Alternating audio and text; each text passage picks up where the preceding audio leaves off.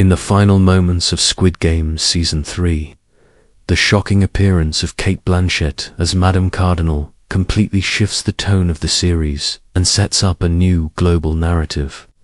After Ji-hun sacrifices himself to save a fellow contestant, believing he's taken down the Squid Game organization from within, the screen cuts to a luxurious control room where Madame Cardinal calmly watches multiple monitors showing not just the Korean games but others happening around the world.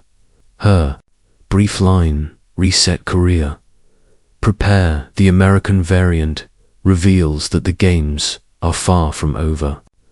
Blanchett's character is portrayed as a high-ranking global architect of the games, hinting that the Korean version was only one chapter in a much larger system of elite-run deathmatches. Her presence reframes the entire story, suggesting that the VIPs and frontmen we've seen so far were just regional managers, not the ones truly in control. This twist angered some fans, who felt it undercut Ji-hun's arc and teased spin-off bait, while others saw it as a brilliant expansion of the universe, positioning Blanchett as a potential main antagonist for a US-based Squid Game or a fourth season.